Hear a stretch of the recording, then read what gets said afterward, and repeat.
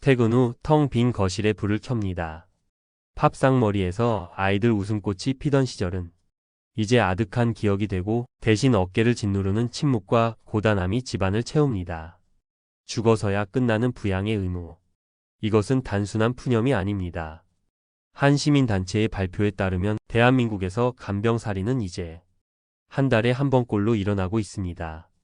이것은 더 이상 남의 이야기가 아니라 언제든 우리 주변에서 혹은 바로 나에게 닥칠 수 있는 비극의 그림자입니다. 잠시 후 평생을 성실하게 살아온 한 50대 가장이 왜 한밤중에 간병퇴직을 검색하며 무너져 내렸는지, 그리고 비슷한 위기를 전혀 다른 지혜로 헤쳐나간 한 현명한 여성의 이야기를 함께 나눠보겠습니다. 위로는 편찮으신 부모님 걱정에 밤잠을 설치고, 아래로는 아직 독립하지 못한 자녀의 미래가 막막한 현실. 이것이 바로 오늘 우리가 정면으로 마주할 이중 부양의 고통입니다. 평생을 오직 가족을 위해 성실하게 달려온 50대 중반의 가장 최민준 부장님. 그의 유일한 꿈은 은퇴 후 아내와 함께 작은 텃밭을 가꾸고 주말마다 먼지 쌓인 자전거를 꺼내 타며 소박한 전원 생활을 하는 것이었습니다. 그 희미한 꿈에 대한 기대로 고된 하루하루를 버텼지만 현실은 그의 마지막 희망마저 앗아가려 하고 있었습니다. 어느 쌀쌀한 가을 아침, 아들이 보고 싶다 는 어머니의 전화를 받고 본가에 달려갔을 때 어머니는 이미 뇌출혈로 쓰러져 의식을 잃은 후였습니다. 그날 이후 그의 삶은 송두리째 흔들리기 시작했습니다. 처음에는 어떻게든 집에서 모셔보려 했습니다. 재택 간병 최소 비용 월 300만 원이라는 숫자는 월급의 대부분을 차지하는 감당할 수 없는 금액이었습니다. 결국 그의 아내가 간병을 도맡게 되었고 부부의 대화는 하루가 다르게 사라졌으며 집안에는 냉랭한 기운만이 감돌았습니다. 엎친 데 덮친 격으로 대학 졸업 후 몇 년째 취업을 못한 30대 아들은 방 안에서 나오지 않는 날이 더 많았습니다. 아들의 방문 너머로 희미하게 들려오는 게임 소리는 최 부장님의 심장을 쇳덩이처럼 짓눌렀습니다. 한 금융지주회사의 보고서에서 본 학업을 마친 성인 자녀에게도 월 평균 40만 원을 지출한다는 X세대의 통계는 더 이상 남의 이야기가 아니었습니다. 아들의 통신비와 용돈을 이체할 때마다 그는 아버지로서의 애정과 함께 자신의 노후가 시커멓게 타들어가는 듯한 고통을 느꼈습니다. 결국 그는 끝이 보이지 않는 간병과 자녀 지원의 압박 속에서 어느 날 밤 자신도 모르게 간병퇴직 후 실업급여를 검색하고 있는 자신을 발견합니다. 한 기사에서 경고했던 수입 단절과 가족 붕괴라는 글자가 눈앞에서 아른거리며 그는 깊이를 알 수 없는 어둠 속으로 가라앉는 무력감에 휩싸였습니다. 최민준 부장님의 이야기가 유독 가혹하게 들리시나요? 하지만 이것은 결코 그 혼자만의 비극이 아닙니다. 한 일간지의 보도에 따르면 X세대 10명 중 4명 이상, 무려 43.2%가 최 부장님처럼 부모와 자녀를 동시에 부양하는 이중 부양 상태에 놓여 있습니다. 자녀 부양의 현실은 더욱 암담합니다. 한 방송사의 보도에서는 서울 및 수도권의 35세 청년 10명 중 4명이 여전히 부모와 함께 사는 캥거루족이라고 합니다. 이는 윗세대에 비해 2배나 높은 수치로 부모의 부양 책임이 40대, 50대를 넘어 60대까지 이어질 수 있다는 공포를 현실로 만들고 있습니다. 미래는 더욱 암울합니다. 통계청의 노년 부양비 예측을 보면 지금은 생산 가능 인구 5명이 노인 1명을 부양하지만 2050년에는 고작 1.3명이 1명을 부양해야 합니다. 즉 우리 아이들은 지금의 우리보다 몇 배나 더 무거운 짐을 져야 한다는 뜻입니다. 도대체 무엇이 우리 50대를 이토록 벼랑 끝으로 내모는 걸까요? 첫째, 그래도 가족이 알아서 하겠지 라는 사회적 환상과 구멍 뚫린 국가 돌봄 시스템입니다.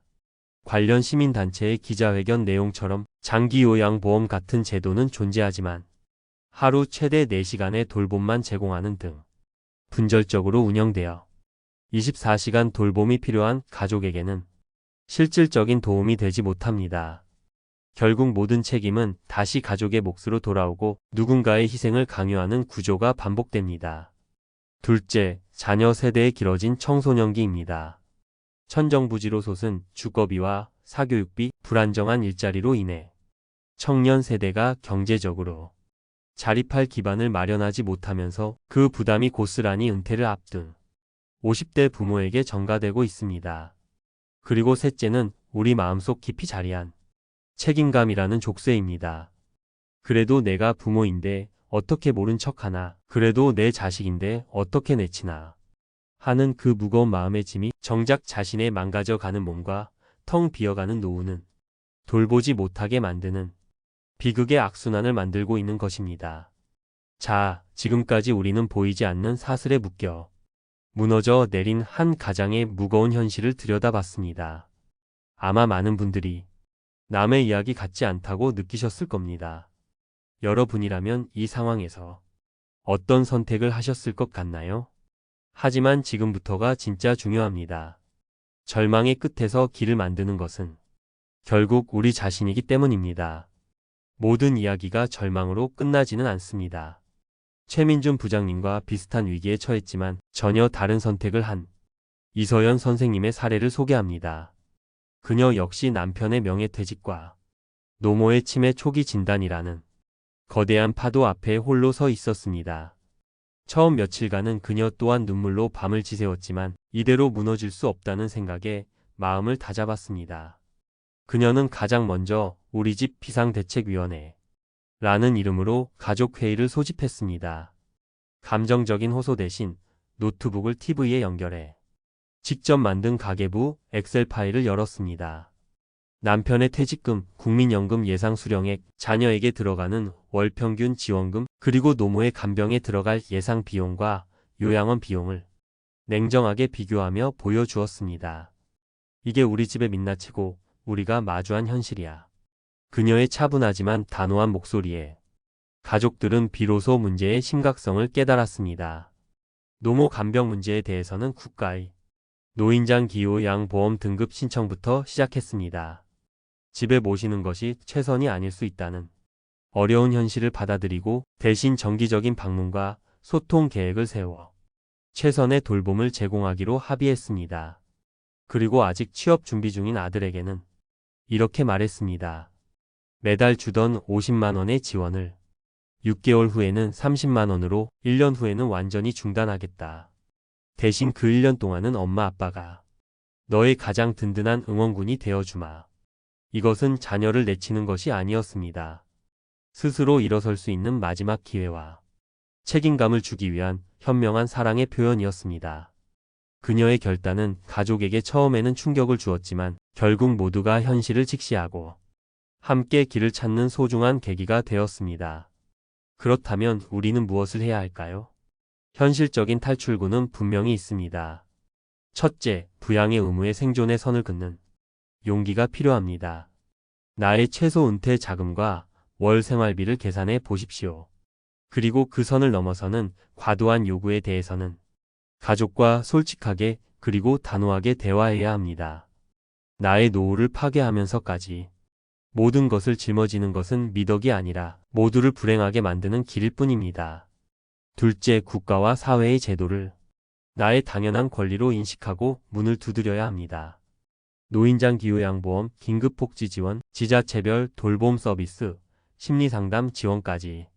이것은 누가 거저 주는 시혜가 아니라 이 나라의 국민으로서 우리가 마땅히 누려야 할 권리입니다.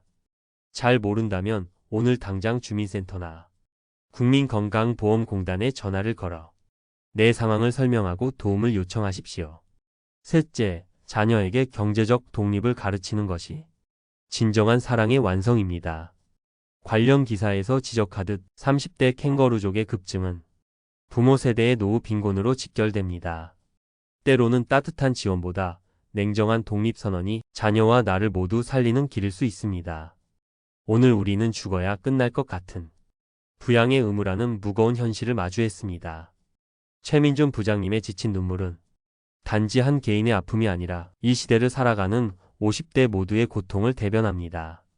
하지만 이서연 선생님의 이야기에서 보았듯 절망의 끝에서 길을 만드는 것 또한 우리 자신입니다. 문제를 정면으로 바라보고 가족과 소통하며 이용 가능한 제도를 내 것처럼 찾고 나 자신의 삶을 지키려는 용기를 낼 때 비로소 변화는 시작됩니다. 부양의 사슬을 끊어내는 것은 결코 이기적인 행동이 아닙니다. 그것은 자녀 세대에게 더 이상 짐이 되지 않고 나 자신으로 온전히 살아가기 위한 가장 책임감 있고 위대한 선택입니다.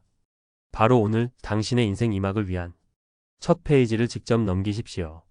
오늘 내용이 여러분의 마음에 조금이나마 가닿았다면 구독과 좋아요로 저희에게 힘을 보태주시길 바랍니다.